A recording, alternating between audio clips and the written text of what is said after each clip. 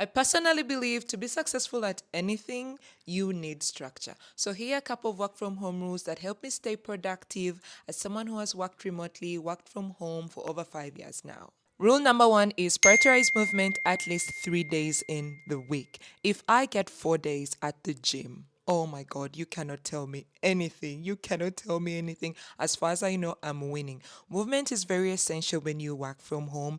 You don't want your only movement to be from the bedroom to the sitting room.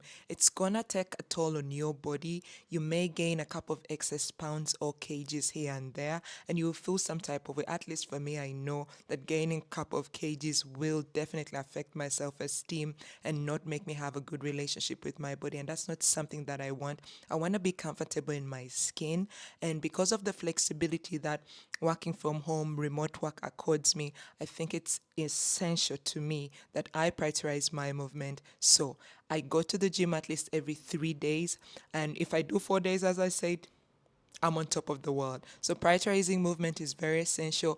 Also, just for your health. I'm not a doctor, so I'm not gonna get into that. But we know that exercise definitely has a good effect on our bodies. So prioritizing movement is my first rule. Rule number two is having a dedicated workspace. When I started working remotely, I was staying with my sister and I had a bedroom. And in that bedroom, I was doing all my living. I'm talking eating, sleeping, and working. Now, you don't want to find yourself in a position if you are living with family, parents, friends, and you have only one bedroom to work with. You don't want to find yourself in a position where you're working in your bed. You're not going to be productive at all. I know you think, oh, I can do all things on my bed. You cannot work on your bed. You're not going to be productive. The next minute, boom, you're going to fall asleep. So, what I did was have a separate table, put it in the corner. And when I wake up in the morning, I know when I walk over to my table, even if it's in this one bedroom that I have where I'm doing all my living, I know I'm going to be able to do my work on my desk. And when it's time to sleep, I go to sleep on my bed. It helped me a lot, like tremendously, in terms of increasing my productivity. And then when God blessed me, and He's gonna bless you too because the blessings are coming, I was able to get my own apartment and I separated where I was working from and where I was sleeping from. And I think you guys have seen a number of videos. If you are on my TikTok or even here on my YouTube, I shared my workstation. It's in the living room, and I'm able to do my work in the living room. And when I go to my bed, I know it's time to sleep. It just does something to your productivity in terms of like your brain switches off and turns on when you walk into two different rooms. When I walk into my living room, I know it's time for me to work. When I leave my bedroom, I know I'm going to the living room to do the work. But when I go to my bedroom, I know I'm going to definitely sleep. You're not gonna get me at all doing any kind of work. I don't carry my laptop in there unless I'm watching a movie.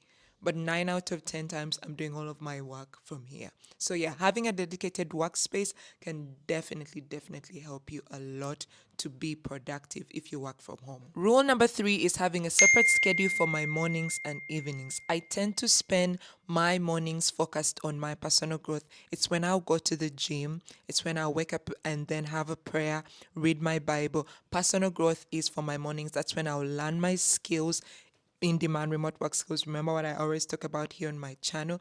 I will dedicate time for me to do at least 1 hour, learn this in demand remote work skill. And then as we approach towards the evenings, it's then getting into my mind that, you know what?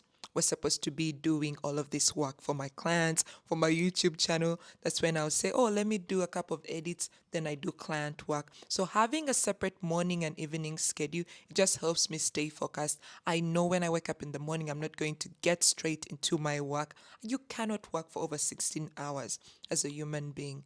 No, no, no, you're gonna break. I don't want to be that kind of person. So I know in the evenings, that's when I dedicate it to my client work, my personal work that I have going on. And then in my mornings, it's for my personal growth. It just helps me be the kind of person that's having a bit of balance. We always talk about work-life balance. That's how I'm able to find like the middle ground when it comes to working from home. Rule number four is I avoid random meetings like a plague. Yes, I avoid random meetings like a plague, especially when it comes to work. Someone cannot just send me a message. I don't care if even if it's my client, the boss, and say, hey Joy, I would love for us to meet.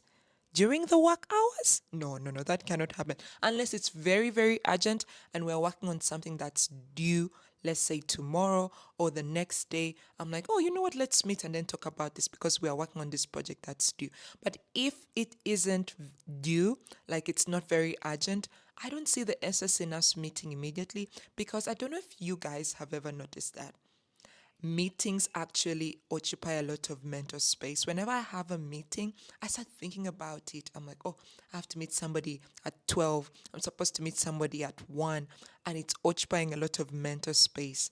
And I'm not productive at all. The days that I have meetings, I'm not productive. I'm just waiting for the meeting, and then when the meeting happens, I'm like, okay, now maybe I can do something. For me, it really, really affects my productivity.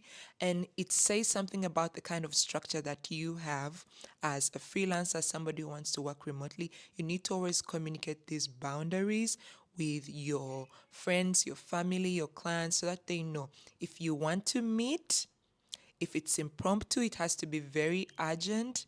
But if it's not urgent, then we can figure out another day of the week where we can meet, time that favors both of us, and then we can talk about this task or whatever you have to talk about. So for me, that rule, it helps me just to stay productive, very focused on the kind of work that I'm doing within a specific period of time. And I don't find myself just running around. This person says, let's meet for 15 minutes, you're there, 20 minutes. No, that's not what we do over here. Structure is very, very important, and avoiding random meetings, it will help you a lot. The final rule is I plan out my next day the night before.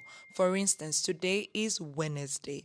When I went to bed Tuesday night, I wrote down the tasks that I had to do on Wednesday, so that when I wake up Wednesday morning, I'm very certain of the kind of work that I have to do, and I'm not trying to figure out, oh, am I supposed to do this client's work? Did I complete this particular task? Do I need to check this email? I'm very, very certain of the kind of work that I need to do, and I spend a couple of hours doing it, and boom, it's done. That way I stay productive. So if you're trying to figure out what you have to do every morning, just before you go to bed, write down. It doesn't take long. It can take at least 15 to 20 minutes if you have so many things to do. But if you just have a couple of tasks, it can take between 5 to 10 and you're done. You go, sleep, and you're sure tomorrow morning you know what you're going to do for sure. So I hope these rules will help you.